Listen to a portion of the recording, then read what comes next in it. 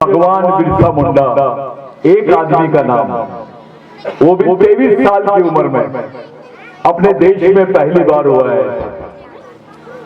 ये इतिहास का सबसे महत्वपूर्ण हिस्सा है कि 23 साल की उम्र में किसी व्यक्ति को, किसी आदिवासी व्यक्ति को इतने बड़े उपाधियों से नवाजा गया, उनके साथ में इतना बड़ा नाम जोड़ा गया, इतनी बड़ी उपमा जोड़ी गई, ये बहुत बड़ी बात है। मैं इसलिए बता रहा हूं कि इस देश में जिन्होंने उंगली भी नहीं कटाई उनका भी बड़ा नाम आदर से लिया जाता है, जिन्होंने कुछ नहीं किया उनका भी नाम आदर से लिया जाता है, बड़े सम्मान के साथ लिया जाता है। मैं दो बातों के लिए बदनाम हूं, मैं नेताओं के खिलाफ में और अपने राजाओं के खिलाफ में बोलता हूं। राजाओं के खिलाफ मैं इसलिए बोलता हूं क्योंकि हमारे समाज के लोगों के पास जमीन के टुकड़े नहीं है, हमारे पास खुद का कब्रिस्तान नहीं है, हमारे पास जैसी नागपुर में दीक्षा भूमि है ऐसी जमीन भी आदिवासियों के पास में नहीं है, पूरे विदर्भ, मध्य प्रदेश में, छत्तीसगढ़ में। अपने राजाओं के पास में 1-1 लाख हेक्टेयर जमीनें थी,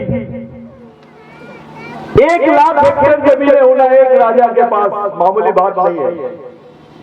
ये राजाओं ने पंडों को जमीन दे दी, इन्होंने मठ को जमीन दे दी, दूसरे लोगों को जमीन दे दी, लेकिन आदिवासी समाज को कोई जमीन किसी राजा ने नहीं दिया। अगर किसी के पास कोई प्रमाण पत्र है तो मेरे को बताओ, मैं देखना चाहता हूं। अगर वो राजाओं ने अपने समाज के साथ इंसाफ किया होता तो ये हाल नहीं होते आदिवासियों के।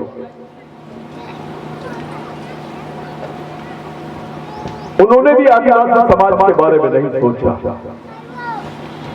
अब बात आई नेताओं पर, तो नेता पार्टी से ज्यादा ईमानदार है, समाज से ईमानदार नहीं है। इनके दिमाग में राजनीति है, इनके दिमाग में समाज नहीं है। और हम जो बोलते हैं धर्म, पार्टी, ये बहुत छोटी चीज है, समाज के आगे कुछ नहीं है। समाज पहले, उसके बाद में सब। समाज नहीं होता तो आप नहीं होते, मैं नहीं होता। ये समाज की वजह से ये बाल बच्चों का जिंदगी है, आपकी जिंदगी है। अगर ये समाज नहीं होता कुछ नहीं होता। बिरसा मुंडा ने, टंटाभील ने, बाबूराव शर्मा के ने हमारे लिए जो किया है उसके बारे में थोड़ा सोचते हैं। मैं आपसे एक सवाल पूछता हूं, ऐसे भगवान का नाम बताइए जिसने आदिवासियों को जमीन दिया, उनके लिए फांसी पे चढ़ा। एक भगवान का नाम बताओ मेरे को।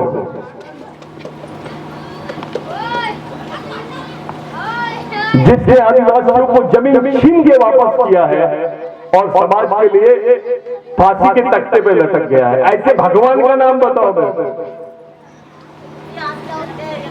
ऐसा कोई भगवान नहीं है। जिन भगवानों की आप पूजा करते हैं ये कोई भगवान नहीं है, आपके सही भगवान ये लोग हैं जिसने इस कौम के लिए कुर्बानी दिया है। उसका क्या संबंध था आपसे?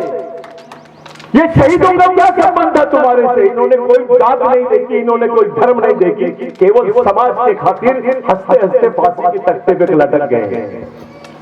बिरसा मुंडा को फांसी देने के 3 मिनट पहले पूछा था जॉन एंड्रॉप ने कि तू क्या महसूस कर रहा है, अब तो मरने वाला है। तो बिरसा मुंडा ने बोला, मैं जितने बार पैदा होगा उतने बार ये कौम के लिए मरूंगा, इस कौम के लिए मिटने के लिए तैयार रहूंगा। मेरी लड़ाई कभी मिटेगी नहीं, मेरे खून का कतरा कतरा मेरी कौम को, मेरे समाज को, मेरे देश को कुर्बान है। ऐसी बात तुम्हारा लड़का तुम्हारे लिए बोल सकता है क्या? इन्होंने क्यों किया ऐसा? क्योंकि उनको समाज से प्यार था, जात से नहीं। समाज बहुत बड़ी चीज है। जिन जिन लोगों ने धर्म का और जात का नाम लिए हैं ये लोग सामाजिक नहीं है, ये आपके बारे में सोचते नहीं है, ये तुम्हारे बारे में, तुम्हारे समाज के बारे में नहीं सोचते हैं। तुम्हारे समाज के बारे में तुम्हारे लोगों के बारे में जो सोचने वाले लोग हैं वो समाज के शहीद हैं। इसलिए मैं ऐसा मानता हूं कि समाज को नेताओं की जरूरत नहीं है, ना भगवानों की। अगर समाज सही रास्ते पे जा सकता है तो समाज के शहीदों के विचारों से जा सकता है। और जिस कौम ने अपने लिए कुर्बान होने वाले लोगों को भुला दी, वो कौम को कोई माफ नहीं करता, वो गुलाम हो जाती है कौम। हमने क्या किए? 100 साल के बाद में बिरसा मुंडा को पहचान रही है हमारी। 100 साल लग गए बिरसा मुंडा को एक गांव में पहुंचते। माधुरी दीक्षित तो 10 मिनट में पहुंच जाती है, अमिताभ बच्चन तो 10 मिनट में पता चल जाता है, लेकिन 100 साल लग गए हमारे बच्चों को अपने बाप से मिलने के लिए। ये जो आपके बदन पे कपड़े हैं, जो आप पढ़ रहे हैं, जो आपके पास 2 एकड़ 3 एकड़ 4 एकड़ जमीन है ना, ये बिरसा मुंडा की देन है। उस संघर्ष में 1 लाख आदिवासी मारे गए। ये झूठ बोलते हैं मनुवादी, ये झूठे लोग हैं जो आदिवासियों के इतिहास को दबाते हैं। 1 लाख लोग मारे गए, जितने वर्ल्ड वॉर में नहीं मरे उतने आदिवासी मारे गए, उनके रिकॉर्ड में नहीं गए। तब जाके ब्रिटिश गवर्नमेंट के ऊपर में प्रेशर आया और एक कानून बना कि आदिवासी की जमीन गैर आदिवासी आदमी नहीं ले सकता है, और गैर आदिवासी तो क्या सरकार भी नहीं ले सकती है। ये कानून बिरसा मुंडा की वजह से बना है। अगर ये कानून नहीं होता तो तुम्हारे पास 2 एकड़ 3 एकड़ 4 एकड़ जमीन नहीं होती, तुम्हारे बदन पे कपड़े नहीं होते। मुट्ठी भर नमक के लिए आदिवासियों की जमीन छीनते थे, पानी के लिए आदिवासियों की जमीन छीनते थे। हमारे लोगों पढ़े लिखे नहीं थे, उनके अंगूठे ले लेते थे। ये बात बिरसा मुंडा को मालूम थी। इतना बड़ा संघर्ष कि बिरसा मुंडा के आंदोलन में 60 साल के बूढ़े से लेकर 12 साल का बच्चा भी शहीद हुआ है।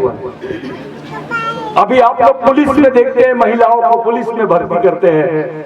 अरे बिरसा मुंडा के समय तो पहले ही महिलाओं ने सेना बना ली थी, खुल के लड़े, बंदूकों के खिलाफ तीर धनुष लेके आदिवासियों ने लड़े।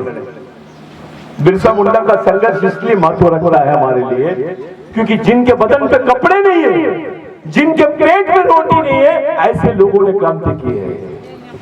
बिरसा मुंडा का तो बहुत अलग ही इतिहास है। उनको तो खाने भी नहीं मिलता था। ये हालात थे बिरसा मुंडा के आंदोलन में। इनके पेट पे रोटी नहीं है, उनके बदन पे कपड़े नहीं है, 5-5 दिन भूखे रह के उन्होंने समाज के लिए लड़ा है, तब जाके आज आपके पेट भरे हुए हैं। कौन है बिरसा मुंडा? लोग पूछते हैं। इस देश में 2 ही नेता है जिनको राष्ट्रीय नेता बोलते हैं।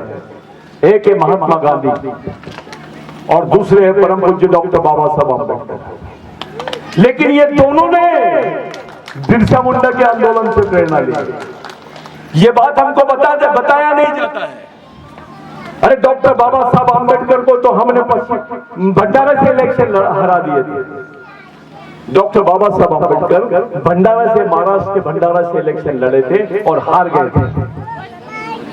उनको दलितों ने हराया, उनको आदिवासियों ने हराया, बहुजनों ने हराया। लेकिन वही डॉक्टर बाबा साहब अम्बेडकर पहली बार पश्चिम बंगाल से इलेक्शन लड़े, सुभाष चंद्र बोस के भाई के खिलाफ में। वो कांग्रेस से लड़ रहे थे, डॉक्टर बाबा Saheb Ambedkar schedule caste federation से लड़ रहे थे। जिन लोगों ने डॉक्टर बाबा साहब अम्बेडकर का साथ दिया वो बिरसा मुंडा के अनुयायी थे। उन्होंने कांग्रेस से बगावत की और डॉक्टर बाबा साहब अम्बेडकर को जीता के लाया। डॉक्टर बाबा साहब अम्बेडकर पहली बार वहां से जीते, संविधान सभा के अध्यक्ष बने और डॉक्टर बाबा साहब अम्बेडकर को संविधान बनाने का मौका मिला। अगर बिरसा मुंडा का आंदोलन नहीं होता तो बाबा साहब को संविधान बनाने का भी मौका नहीं मिलता, और संविधान नहीं बनता तो आपके हिस्से में आरक्षण नहीं आता। हमारे माँ बहनें पढ़ नहीं सकते थे, हमारे लोग घरों से बाहर निकल नहीं सकते थे, जंगलों में ही रह गए। डॉक्टर बाबा साहब अम्बेडकर ने गोदावरी के आंदोलन में बोला था कि मैं बिरसा मुंडा को अपने आंदोलन का गुरु मानता हूं। ऐसी क्या बात थी कि बिरसा मुंडा को लेकर सब लोग ऐसे ही सोचा करते थे? बिरसा मुंडा ने बोला जिसकी जमीन उसका देश, आजादी के पहले आदिवासियों की 68% जमीन थी भारत में। 68% जमीन आदिवासियों की थी। इसका मतलब ये भारत जो है आदिवासी भारत है, हिंदू भारत नहीं है।